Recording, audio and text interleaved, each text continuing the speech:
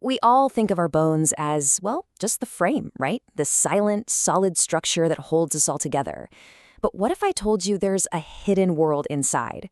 That your bones are running a secret factory, one that's absolutely essential to keeping you alive every single second. Today, we're going on a journey to find it. So let me just ask you straight up. What do you think is the single most important job your bones have? Go ahead, think about it. If you said something like support, or structure, or protecting your organs, you're not wrong. But that's not the most important function. Not by a long shot. That's right. The most critical job your skeleton does is not support. To find the real answer, the one that's truly indispensable for life, we have to look past the obvious. We have to venture deep inside the bone itself. So our journey starts now by peeling back the layers of the bone. We're about to explore its internal architecture, a world that is frankly more incredible than anything we humans have ever engineered. And somewhere inside, we're going to find that secret factory. Okay, let's start with the outside, or at least just under the surface.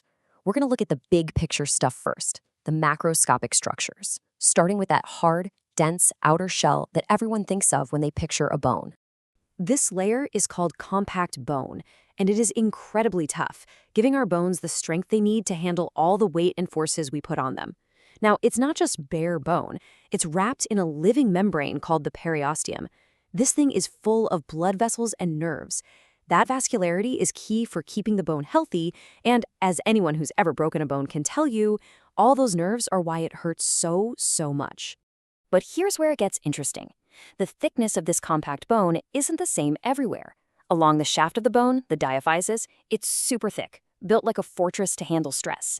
But when you get to the ends, the epiphyses, it thins out to be almost paper thin.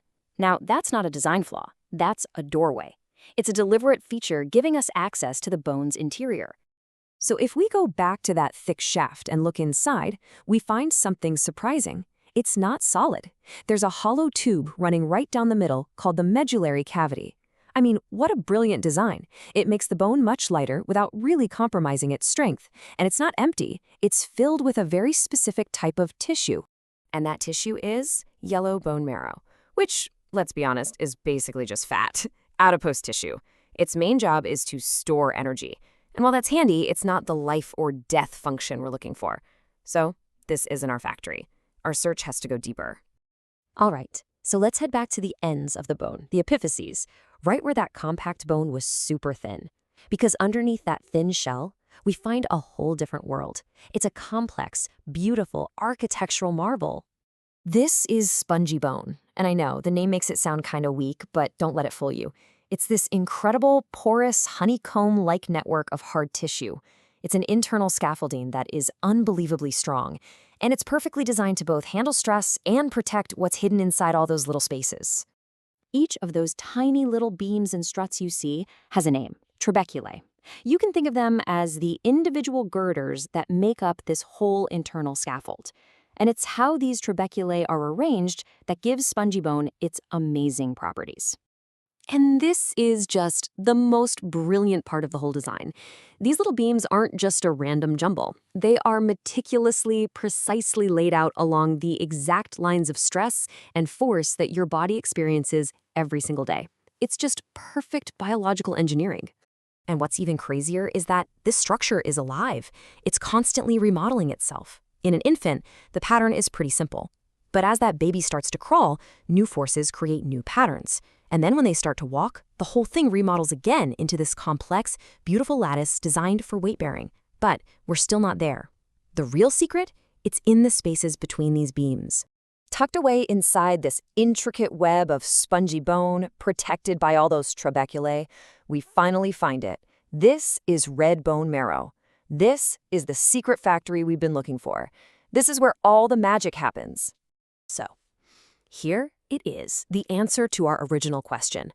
The single most important function of your bones is hematopoiesis. It's the process of creating every single new blood cell in your body. It is a non-stop, 24/7 assembly line that you absolutely cannot live without. And this factory is churning out 3 critical product lines. First up, you have erythrocytes, your red blood cells. Their job? carry oxygen to every single tissue in your body. Then you have leukocytes, the white blood cells. These are the soldiers of your immune system. And finally, thrombocytes, which we all know as platelets. They're what stop you from bleeding out by forming clots. Now here's a really important clinical point.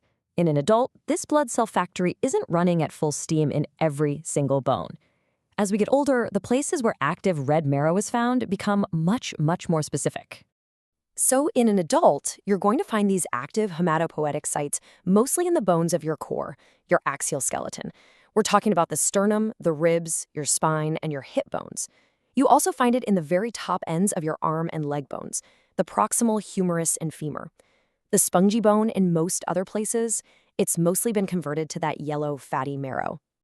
So, the big takeaway here is this. The next time you think about your skeleton, please don't just picture a static, lifeless hanger for your muscles. See it for what it really is, a living, dynamic, and absolutely indispensable organ, working tirelessly deep inside to produce the very cells that keep you alive. And that leaves us with one last question to chew on. We've established that bone is a living factory, teeming with activity. But just like any factory, it needs supply lines, it needs power, it needs raw materials. What do you think happens when the blood supply, the main supply line, to a section of this living tissue gets cut off? It's a critical question, and it really highlights just how vital and how vulnerable this hidden world truly is.